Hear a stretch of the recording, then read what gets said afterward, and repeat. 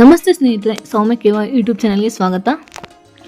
ಸ್ನೇಹಿತರೆ, ಪ್ರತಿಯೊಬ್ಬ ಹಿಂದೂ ಕೂಡ ಈ ಪುಣ್ಯಕ್ಷೇತ್ರಕ್ಕೆ ಭೇಟಿ ನೀಡಬೇಕು ಅಂತ ಬಯಸ್ತಾರೆ.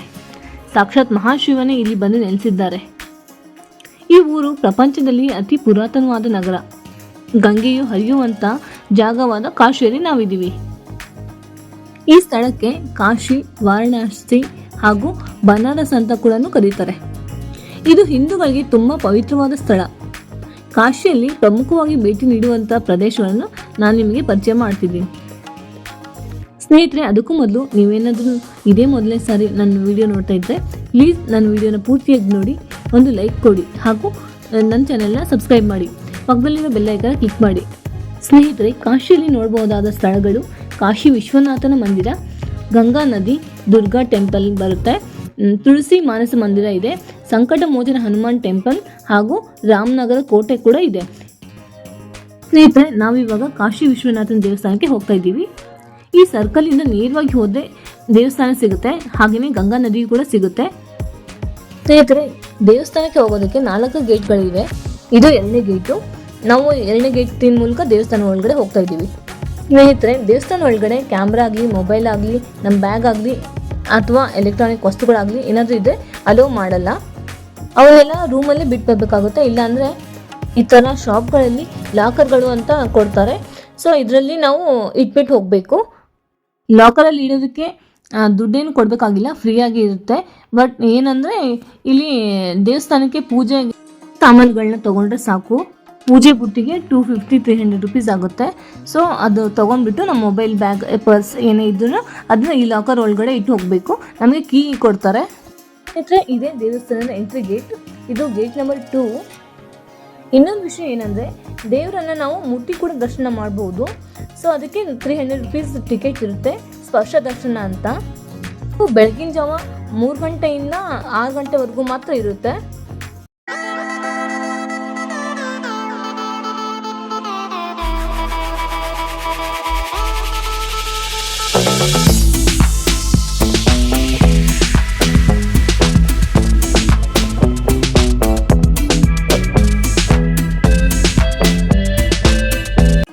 ಇಲ್ಲಿ ನೋಡಿ, ದೇವ್ರ ಪ್ರಸಾದ ಹಂಚ್ತಾ ಇದ್ದಾರೆ.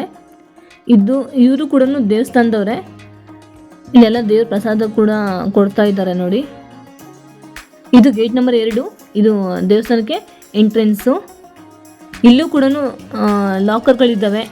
ಅದನ್ನು ನಾವು ದೇವ್ರಿಗೆ ಏನಾದರೂ ಪೂಜೆ ಸಾಮಾನು ಬೇಕಂದ್ರೆ ಇಲ್ಲೂ ತೊಗೋಬೋದು ನಾವು. ಇದು ಬಂದ್ಬಿಟ್ಟು ವಿಶೇಷ ದರ್ಶನಕ್ಕೋಸ್ಕರ 300 ರೂಪಾಯಿ ಟಿಕೆಟ್ ತೊಗೊಂಬಿಟ್ಟು ನಾವು ಒಳಗಡೆ ಹೋಗ್ಬೋದು. ಅಲ್ಲಿ ನಾವು ಮುಂಚೆನೇ ಬುಕ್ ಮಾಡಬೇಕಾಗುತ್ತೆ, 300 ರುಪೀಸ್ ಕೊಟ್ಟು ದೇವ್ರ ದರ್ಶನ ಮಾಡೋದಕ್ಕೆ.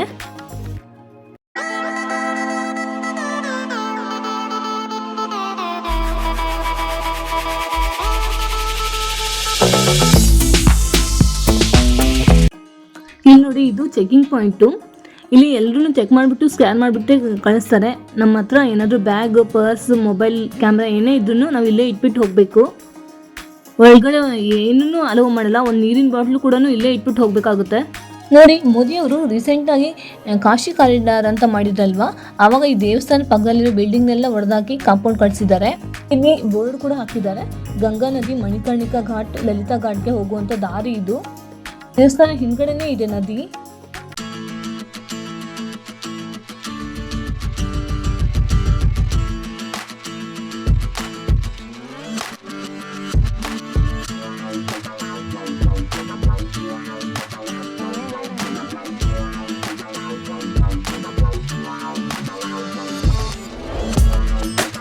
ನೋಡಿ, ಎಷ್ಟು ಚೆನ್ನಾಗಿ ಸ್ಟೆಪ್ಸ್ ಎಲ್ಲ ಮಾಡಿದ್ದಾರೆ ಹೊಸದಾಗಿ. ಇದೆಲ್ಲ ಕಾರಿಡಾರ್ ರೀಸೆಂಟಾಗಿ ಆಗಿರೋದು. ದೇವಸ್ಥಾನದವರೆಗೂ ಕಾರಿಡಾರ್ ಎಷ್ಟು ದೊಡ್ಡದಾಗಿದೆ ನೋಡಿ.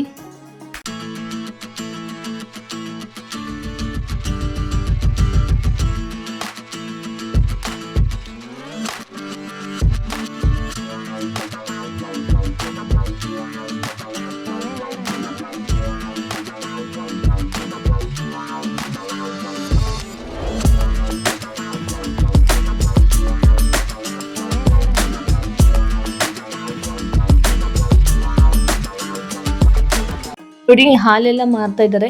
ಇದು ದೇವರಿಗೆ ಅಭಿಷೇಕ ಮಾಡೋದಕ್ಕೆ. ನಾವು ಒಂದು ಗ್ಲಾಸ್ ತೊಗೊಂಡ್ರೆ 10 ರೂಪಾಯಿ ಅಥವಾ 20 ರೂಪಾಯಿ ಇರುತ್ತೆ. ನಾವು ಕೂಡ ದೇವರಿಗೆ ಅಭಿಷೇಕ ಮಾಡಬಹುದು. ನೋಡಿ ದರ್ಶನಕ್ಕೆ ಅಂತ ನಿಂತಿದ್ದಾರೆ. ಇದು ಗೇಟ್ ನಂಬರ್ 1ನೇ ಗೇಟಿಂದ ಬಂದಿರೋರು ಇವರೆಲ್ಲರೂ. ಇದೇನೇ ಕಾಶಿ ವಿಶ್ವನಾಥನ ಮಂದಿರ. ಭಾರತದಲ್ಲಿರುವ 12 ಜ್ಯೋತಿರ್ಲಿಂಗಗಳಲ್ಲಿ ಕಾಶಿ ವಿಶ್ವನಾಥ ದೇವಸ್ಥಾನ ಕೂಡ ಒಂದು. ದೇವಸ್ಥಾನದ ಒಳಗಡೆ ಜ್ಯೋತಿರ್ಲಿಂಗಗಳಿವೆ. ಇಲ್ಲಿ ಮುಂದ್ಗಡೆ ಗೋಲ್ಡ್ ಕಲರ್ ಅಲ್ಲಿ ಕಾಣಿಸ್ತಿದೆ ಅಲ್ವಾ, ಇದೇ ಕಾಶಿ ವಿಶ್ವನಾಥನ ಮಂದಿರ. ಅದ್ರ ಪಕ್ಕದಲ್ಲಿರೋದೇ ಜ್ಞಾನವ್ಯಾಪಿ ಮಸೀದಿ. ನಾನು ಇವಾಗ ತಾನೇ ದೇವ್ರ ದರ್ಶನ ಮಾಡ್ಕೊಂಡು ಬಂದೆ. ಸೊ ದರ್ಶನಕ್ಕೆ ತುಂಬ ಟೈಮ್ ತಗೋತು. ನಾವು ದೇವಸ್ಥಾನಕ್ಕೆ ಹೇಗೆ ಎಂಟ್ರಿ ತಗೊಳ್ಳೋಕ್ಕೆ 4 ಗೇಟ್ಗಳಿವೆ ಅಲ್ಲ, ಹಾಗೆಯೇ ದರ್ಶನಕ್ಕೂ ಕೂಡ 4 ದ್ವಾರಗಳಿವೆ. ನೋಡಿ ದೇವಸ್ಥಾನದ ಆವರಣ ಎಷ್ಟು ದೊಡ್ಡದಾಗಿದೆ. ಹಾಗೆಯೇ ಇಲ್ಲಿ ನಂದಿ ಕೂಡ ಇದೆ, ಶಿವಲಿಂಗದಿಂದ ಸ್ವಲ್ಪ ದೂರದಲ್ಲಿದೆ. ಆ ಜ್ಞಾನವ್ಯಾಪಿ ಮಸೀದಿ ಏನಿದೆಯಲ್ಲ ಆ ಕಡೆನೇ ಮುಖ ಮಾಡಿಕೊಂಡಿದೆ. ತುಂಬ ಸೆಕ್ಯೂರಿಟಿ ಕೂಡ ಇಟ್ಟಿದ್ದಾರೆ ಇಲ್ಲಿ.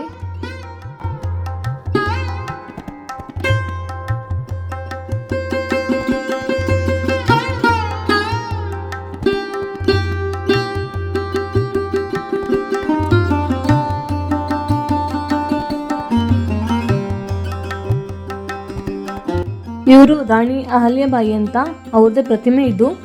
ಇವರು 1727ರಲ್ಲಿ ಕಾಶಿ ವಿಶ್ವನಾಥ ದೇವಸ್ಥಾನವನ್ನು ಮರುಸ್ಥಾಪನೆ ಮಾಡಿದ್ದಾರೆ.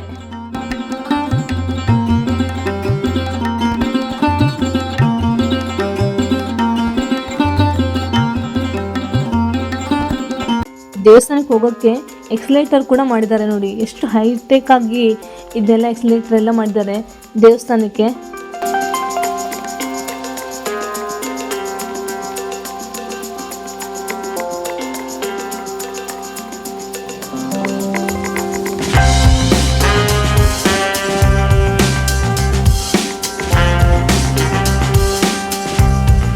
ಇಲ್ಲಿ ಮಹಾಕಾಲೇಶ್ವರ ಭವನ, ತ್ರಯಂಬಕೇಶ್ವರ ಭವನಗಳಿವೆ. ಇವು ಮಲ್ಟಿಪರ್ಪಸ್ ಹಾಲ್ಗಳು. ಇಲ್ಲಿ ನೋಡಿ, ಇಲ್ಲಿ ಎಲ್ಲ ರೀತಿಯ ಫಂಕ್ಷನ್ಸ್ಗಳು ನಡೆಯುತ್ತವೆ.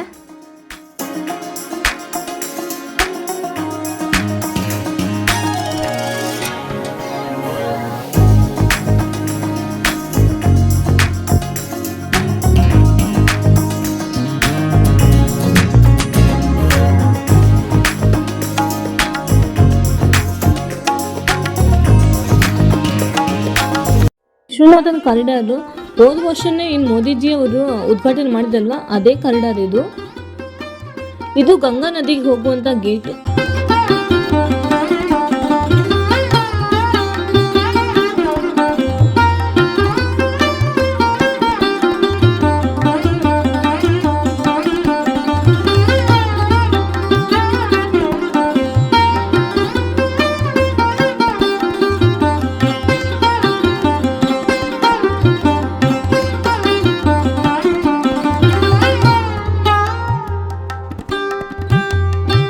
ಇಲ್ಲಿ ವ್ಯೂ ಪಾಯಿಂಟ್ ಥರ ಮಾಡಿದ್ದಾರೆ.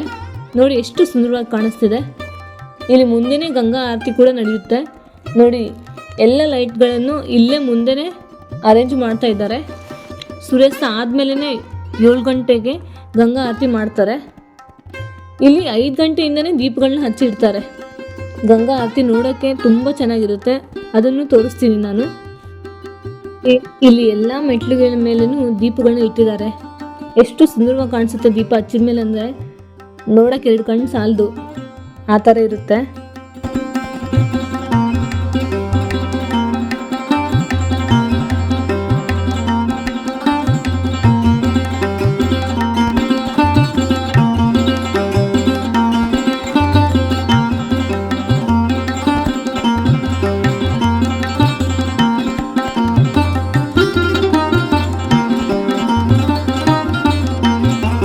ಈ ಕಡೆ ಎಡಗಡೆಗೆ ಏನು ಕಾಣಿಸ್ತಾ ಇದೆಯಲ್ಲ, ಇದೇ ಮಣಿಕರ್ಣಿಕಾ ಘಾಟ್ ಅಂತ.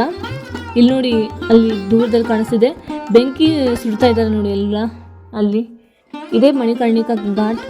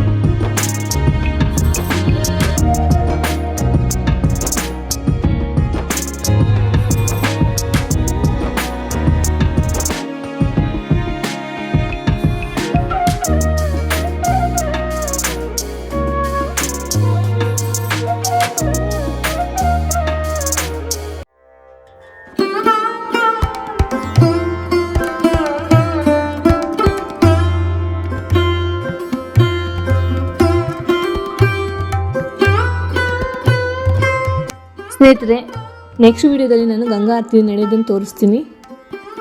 ಈ ವಿಡಿಯೋ ನಿಮಗೆ ಇಷ್ಟ ಆಗಿದೆ ಅಂತ ಅಂದ್ಕೊತೀನಿ. ಪ್ಲೀಸ್ ಲೈಕ್ ಮಾಡಿ, ಸಬ್ಸ್ಕ್ರೈಬ್ ಮಾಡಿ, ಪಕ್ಕದಲ್ಲಿರೋ ಬೆಲ್ ಐಕನ್ನ ಕ್ಲಿಕ್ ಮಾಡಿ. ಹಾಗೆ ನಿಮ್ಮ ಫ್ರೆಂಡ್ಸ್ ಫ್ಯಾಮಿಲಿಗೆಲ್ಲ ಈ ವಿಡಿಯೋನ ಶೇರ್ ಮಾಡಿ.